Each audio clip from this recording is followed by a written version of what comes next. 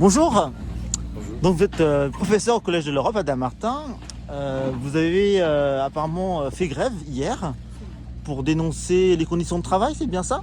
Absolument, c'est-à-dire que depuis la rentrée de septembre, donc le collège est en travaux comme vous pouvez le constater, et on a récupéré les préfabriqués, donc nos nouvelles salles aménagées dans les préfabriqués, dans des conditions absolument lamentables, donc des déménagements qui étaient extrêmement mal faits, des cartons perdus, des fuites dans le plafond, le chauffage qui ne fonctionnait pas, bref. Donc le mouvement a commencé à ce moment-là, le lundi de la rentrée, et on a refait grève hier, puisqu'on ne se sentait pas du tout entendu, et il restait encore énormément de choses à faire, et des problèmes relatifs à la sécurité, comme l'accès aux élèves aux abords de l'établissement, qui n'est pas du tout sécurisé, et le manque de surveillants, pour surveiller justement toute la zone des préfabriqués qui se trouve là-bas.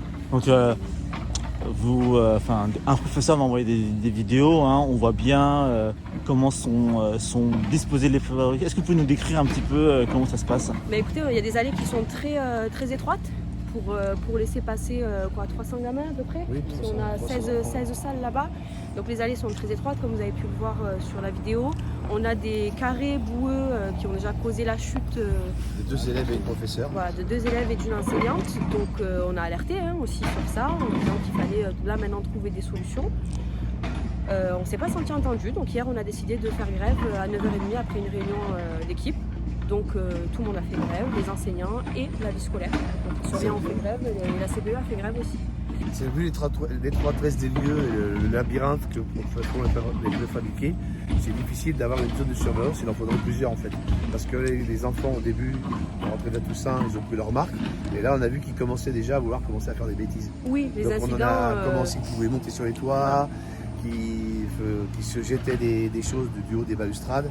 Donc c'est pour ça qu'on veut vraiment qu'il y ait des zones de surveillance bien précises avec plus de personnel. Voilà, les incidents se multiplient depuis une semaine et demie là. Donc, on a même vu un élève qui voulait faire la trottinette électrique derrière. Dans les préfabriqués. On l'a intercepté avant. Voilà, avant qu'il y ait un accident. C'est un établissement qui est géré par le département. Est-ce que vous avez eu justement des retours du conseil départemental? Du conseil départemental à proprement parler, non, si ce n'est le représentant qui est venu hier justement pour la réunion. Hier, il y a eu une réunion très importante, une visite de chantier avec le représentant du conseil départemental, les gens qui s'occupent de ce chantier, les parents d'élèves, 2 délégués de la DDEN, donc qui sont délégués, qui sont délégués du département de l'éducation nationale. Et puis toute une délégation d'enseignants, et on a eu aussi la venue des élus du canton, Madame Margaté et Monsieur Pratakos. Donc on a tenu à ce que cette visite se fasse, même si il y avait Monsieur le maire aussi, absolument. Même si ça a été compliqué, suite à notre mouvement, on a essayé un petit peu de nous couper l'herbe sous le pied, mais cette visite a eu lieu. Et tout le monde a pu constater les conditions dans lesquelles on travaillait. Étant donné que le dialogue a été rétabli avec le département et qu'on nous a promis des choses, on a décidé de reprendre le travail aujourd'hui. D'accord. Alors quelles sont ces promesses? Alors déjà sur la sécurité aux abords de l'établissement, le maire s'est engagé à faire quelque chose pour sécuriser le parking qui est là. Sécuriser là et créer une voie en fait piétonne pour les enfants. Est-ce que tous les enfants sortent sur le parking qui Donc est là? le maire de Dammartin, Vincent Clavier, a promis de sécuriser aménager le parking un externe. passage plus sécurisé pour les élèves. D'accord. Ça c'est la première chose. Le chef de chantier a aussi quand même pris un certain nombre d'engagements quant à la manière dont ça se passe, les choses qui traînent, etc. Et puis il nous a quand même dit qu'il était à l'écoute et qu'on devait signaler. Oui, parce que tous les outils pédagogiques actuellement dans les salles ne sont pas opérationnels. Il y a les vidéoprojecteurs, il y a une mauvaise lecture, il n'y a pas de réseau Wi-Fi pour les classes mobiles. Le chauffage a été réglé au bout de 2 semaines. On a fait des cours dans les salles à 6-10 degrés. C'était assez compliqué. Jours, donc c'était compliqué. Tout disjonctait, donc c'était très compliqué. Et il a fallu qu'on commence à bouger pour qu'on vienne commencer à réparer les convecteurs, les radiateurs. Mais le reste, des fuites d'eau. Par contre, tout ce qui est un peu pédagogique, c'est pas tout à fait encore au point. Donc on nous a dit que ça allait se faire. Espérons-le. Oui. Ces travaux sont censés durer combien de temps? 2 ans et demi, 3 ans. Là, on est à la première année? Première phase. D'accord. Première phase jusqu'à juillet, été 2023. Et après, il y a une deuxième phase avec une deuxième phase de déménagement. C'est-à-dire qu'il y a une génération de collégiens qui n'étudiera que dans les préfabriqués. Il y a des Pratiquement, chances. oui, il y a des chances. Il y a des chances. Donc il y a des phases de déménagement. Alors on tient à préciser aussi que la phase de déménagement s'est très mal passée parce qu'on a retrouvé nos salles de fabriquer dans un état lamentable. Ménage non fait, il y avait des sandwichs avariés dedans de chantier, il y avait des pièces contendantes pour les élèves, des vis par terre, il y avait des tables qui n'étaient pas fixées au niveau des plateaux, il y avait des tableaux électriques qui étaient ouverts, enfin, et le ménage n'était pas fait, et le chauffage était... Donc là aussi, ça a commencé à dire, tiens, il se passe des choses qui sont anormales dans le collège. À partir du 7, nous, de toute façon, on a alerté. La demande de sécurisation de l'arrivée dans le collège avait déjà été faite lors du premier CA de septembre. La question des AED manquants, ça, on l'avait fait remonter aussi en conseil d'administration via une motion le 18 octobre 2022. Donc voilà, si vous voulez, au 29 novembre, quand on liste tous les problèmes, on se dit qu'on n'est pas écouté, qu'il faut faire quelque chose. Et c'est pour ça que hier, on a fait ça. D'accord. Et dernière chose, ce qu'on tenait à préciser aussi, c'est qu'on a eu le soutien de Madame Margaté, de Monsieur Gratacol, donc les élus du canton. Et Mais des députés aussi. oui, De circonscription. de député de la circonscription, absolument, c'est vrai. Et d'ailleurs, elle convient normalement de répartir à la DAZEN rapidement de la part des élus du canton. C'est les dernières informations Et que le j'ai. président du département aussi. Et oui, le président du département est au courant et comprend nos revendications. Donc il y a une pétition qui est en ligne. Absolument. Sur Change, donc sur change.org, une pétition qui s'appelle les répercussions néfastes dues aux rénovations et aux travaux de rénovation au Collège de l'Europe. Donc, elle se trouve assez facilement, qu'on a lancée donc dès la semaine dernière et qui a aussi permis de faire avancer un certain nombre de choses qu'on engage les gens du coin à signer parce que c'est aussi leurs enfants qui étudient dans ces conditions. C'est pas que nos conditions de travail là pour le coup. Même pour les enfants, on est dans des conditions d'apprentissage extrêmement compliquées. Alors à Damartin-Dreux, au Collège de l'Europe, les professeurs ont fait grève mercredi pour dénoncer les conditions de travail et le manque de sécurité dans les bâtiments. Ce bâtiment est en travaux actuellement. Est-ce que vous pouvez nous apporter quelques réponses? Je pense que c'est toujours difficile de réaliser des travaux en site occupé. Ça nécessite forcément des mesures particulières au niveau à la fois des entreprises, du planning, la sécurité des enfants, du personnel et autres, etc. Et tout ça c'est pris en compte. Ce sont des professionnels du bâtiment, donc il n'y a pas de vraies problématiques en soi. Voilà. Donc après c'est sûr que on ne peut pas confondre des mesures de sécurité entre un bâtiment dur et un bâtiment en préfabriqué ou en tout cas temporaire.